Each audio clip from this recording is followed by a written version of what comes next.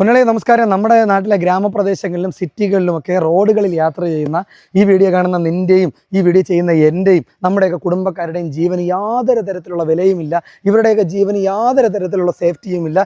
ഇവരുടെയൊക്കെ കഴുത്തിന് മുകളിൽ തല അറുക്കാൻ പാകത്തിനൊരു വാള് ഉണ്ട് എന്ന് ഞാൻ പറഞ്ഞു കഴിഞ്ഞാൽ ചിലപ്പോൾ നിങ്ങളെന്നെ കളിയാക്കും. ഈ കാണുന്നതാണ് ആ ഒരു സാധനം. അപ്പോൾ ഈ സാധനത്തിൻ്റെ പേര് ഈ ലൈൻ കമ്പികളെന്നൊക്കെ നമ്മുടെ നാട്ടിൽ പറയും. കേരള സ്റ്റേറ്റ് ഇലക്ട്രിസിറ്റി ബോർഡിൻ്റെ ലൈൻ കമ്പിയാണ് നിങ്ങൾ ഈ കാണുന്നത്. വളരെ പ്രാകൃതമായിട്ടുള്ള രീതിയിലാണ് ഇന്നും നമ്മുടെ നാട്ടിൽ ഈ ഒരു സാധനം, ഇത്രയും ഡേഞ്ചറസ് ആയിട്ടുള്ള ഒരു സാധനം നമ്മുടെ നാട്ടിൽ വൈദ്യുതി, അതായത് കറണ്ട് കൊണ്ടുപോകുന്നത്. ഈ സാധനം പൊട്ടി നമ്മുടെ തലയിൽ വീണ് കഴിഞ്ഞാൽ നമ്മുടെ സ്പോട്ട് ഔട്ടാണ്. എന്നിട്ടും ഇത്രയും കഴിവുകെട്ട സർക്കാർ സംവിധാനങ്ങളുള്ള നമ്മുടെ നാട്ടിൽ ഈ സാധനം നമ്മുടെ തലയിൽ, അതായത് വോട്ട് ചെയ്യുന്ന പൗരൻ്റെ തലയ്ക്ക് മുകളിൽ കൂടെയാണ് കൊണ്ടുപോകുന്നത്.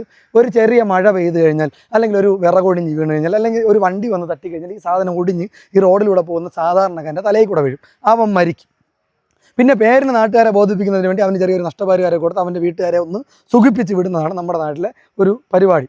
വലിയ വികസനം ഉണ്ടെന്നൊക്കെ നമ്മുടെ നാട്ടിൽ പറയുന്നു. ഇത്രയും പ്രാകൃതമായിട്ട് ഈ കറണ്ടുകൾ കൊണ്ടുപോകുന്നൊരു സംവിധാനം എനിക്ക് മനസ്സിലാകുന്നില്ല. എന്താണ് നമ്മുടെ നാട്ടിലെ ഭരണ സംവിധാനങ്ങൾ കാണിക്കുന്നത്? മാറി മാറി വരുന്ന എല്ലാ സർക്കാർ സംവിധാനങ്ങളും വികസനം നമ്മുടെ നാട്ടിൽ ഉണ്ടാക്കുന്നുണ്ട് എന്ന് പറയുന്നതല്ല. ഇത് ഇത്രയും പ്രാകൃതമായിട്ടുള്ളൊരു സാധനം മാറ്റി സ്ഥാപിച്ച് നമ്മുടെ ഭൂമിയുടെ അടിയിൽ കൂടെ വൈദ്യുതി കൊണ്ടുപോകുന്നതിനുള്ളൊരു സംവിധാനം ഉണ്ടാക്കാൻ ഇത്രയും വർഷമായിട്ട് നമ്മുടെ നാട്ടിലെ സർക്കാർ സംവിധാനങ്ങൾ കഴിഞ്ഞില്ല എന്നുണ്ടെങ്കിൽ ഈ ഭരണം നടത്തുന്ന ഭരണകർത്താക്കളെ പറഞ്ഞിട്ട് ഒരു കാര്യവുമില്ല.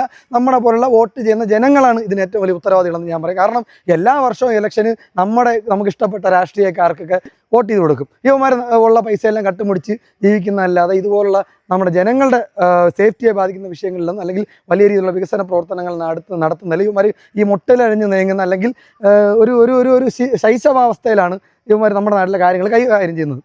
അപ്പോൾ എന്തായിരുന്നാലും ഈ വൈദ്യുതി കമ്പികൾ മാറ്റി നമ്മുടെ തിരുവനന്തപുരം ജില്ലയിലെ വഴുതക്കാട് അടക്കമുള്ള പ്രദേശങ്ങളിൽ ഭൂമിയുടെ അടിയിൽ കൂടെ പോകുന്ന രീതിയിലുള്ള കാര്യങ്ങൾ ഇപ്പോൾ ചെയ്തിട്ടുണ്ട്. അതുപോലെ നടപടികൾ നമ്മുടെ നാട്ടിൽ ചെയ്യണമെന്നാണ് എൻ്റെ വ്യക്തിപരമായിട്ടുള്ള അഭിപ്രായം. നമ്മുടെ നാട്ടിൽ ഒരു സ്ഥലങ്ങളിലും മനുഷ്യൻ്റെ ജീവന് സേഫ്റ്റി ഇല്ല എന്നതിന് ഏറ്റവും വലിയ ഉദാഹരണമാണ് ഈ കാണുന്ന പ്രാകൃതമായിട്ടുള്ള ലൈൻ കമ്പികൾ. അപ്പോൾ ഉടൻ തന്നെ ഇത് മാറ്റി ഭൂമിയുടെ അടിയിൽ കൂടെ കേരളം മൊത്തം സ്ഥാപിക്കാനായിട്ടുള്ള നടപടികൾ സ്വീകരിക്കണമെന്ന് ഞാൻ അഭ്യർത്ഥിക്കുകയാണ്. മറ്റൊരു കാര്യം എനിക്ക് പറയാനുള്ളത്, അപ്പോൾ ചിലപ്പം സർക്കാർ സംവിധാനങ്ങൾ പറഞ്ഞെന്ന് വരും, നമ്മുടെ കയ്യിൽ പൈസയൊന്നും ഇല്ല എന്നൊക്കെ ചിലപ്പോൾ പറഞ്ഞെന്ന് വരും.